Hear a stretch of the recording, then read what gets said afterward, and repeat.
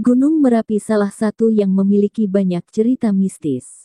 Gunung dengan ketinggian 2.968 mdpl yang berada di bagian tengah Pulau Jawa ini salah satu gunung berapi yang teraktif di Indonesia. Gunung yang tinggi dan berkawah kerap menimbulkan kesan seram dan angker. Terlebih, jika gunung tersebut mengeluarkan asap dan memuntahkan material panas, menimbulkan ketakutan bagi warga yang tinggal di sekitar.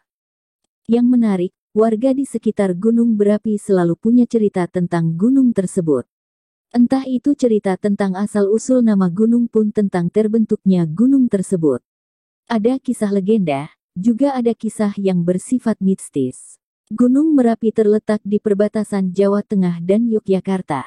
Namun secara administratif lereng sisi selatan berada dalam administrasi Kabupaten Sleman, Daerah Istimewa Yogyakarta, DIY. Sisanya berada dalam wilayah Provinsi Jawa Tengah, yaitu Kabupaten Magelang di sisi barat, Kabupaten Boyolali di sisi utara dan timur, serta Kabupaten Klaten di sisi tenggara. Sejak tahun 2004, kawasan hutan di sekitar puncaknya menjadi kawasan Taman Nasional Gunung Merapi. Mengenai letaknya yang berada di tengah Pulau Jawa, ternyata ada ceritanya, yang konon punya kaitan sangat erat dengan Laut Selatan Jawa. Menurut cerita legenda yang berkembang di masyarakat dan diceritakan turun-temurun, di lokasi tempat Gunung Merapi tersebut, pada zaman dahulu kala merupakan sebuah kawasan hutan. Di hutan yang luas itu, hiduplah dua orang empu pembuat keris. Kedua empu yaitu Empu Rama dan Empu Pamadi sangat sakti. Mereka selalu menyalakan tungku perapian dan membuat keris tanpa bantuan alat-alat lain alias mengandalkan tangan kosong untuk menempa besi panas hingga menjadi keris. Sementara itu, di sebelah selatan hutan tersebut, tepat di daerah pantai menjulang sebuah gunung bernama Gunung Jamur-Dipa. Menurut kisah legenda, keberadaan Gunung Jamur-Dipa di pinggir Pulau Jawa itu membuat pulau ini miring. Suatu hari, Batara Narada dan Dewa Penyarikan datang menyelidiki keberadaan Gunung Jamur-Dipa. Utusan hayangan itu mengamati dari atas langit.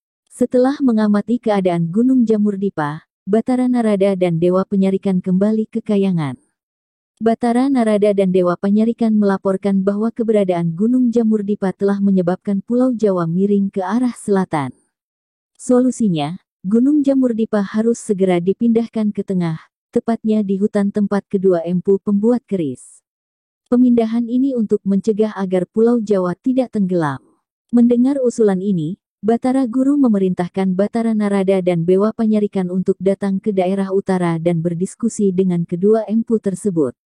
Empu Rama dan Empu Pamadi yang sedang melihat hasil pahatan kerisnya, terkejut melihat kedatangan Batara Narada dan Dewa Penyarikan ke tempat tinggalnya. Batara Narada kemudian menyampaikan maksud kedatangannya untuk minta izin mengenai pemindahan Gunung Jamur-Dipa karena Pulau Jawa bisa tenggelam. Kedua utusan memohon kedua empu agar pindah ke tempat lain. Permintaan itu ditolak oleh kedua empu dengan alasan bahwa kualitas keris yang dihasilkan tidak akan sebagus yang mereka buat selama ini, jika mereka pindah ke tempat lain. Kedua utusan terus melancarkan rayuan.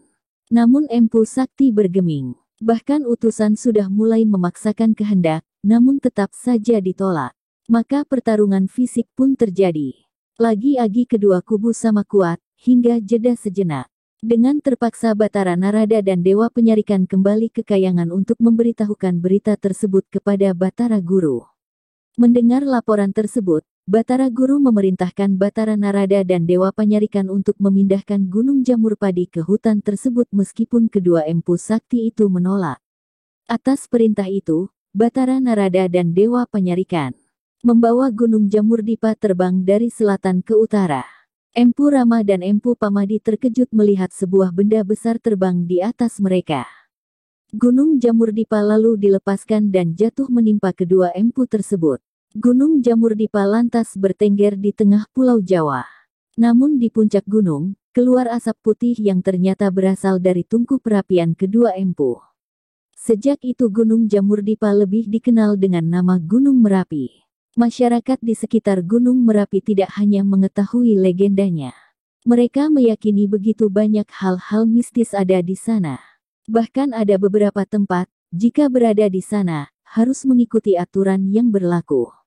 Antara lain, pengunjung tidak boleh menebang pohon sembarangan, mengambil rumput, hingga merusak benda-benda yang ada di kawasan tersebut.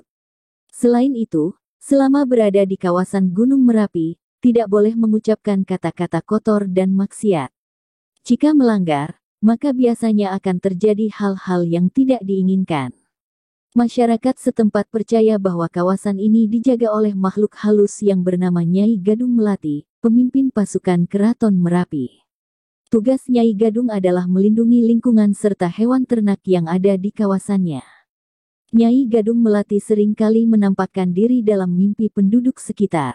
Jika Nyai muncul dalam mimpi, itu pertanda akan terjadi erupsi dalam waktu dekat.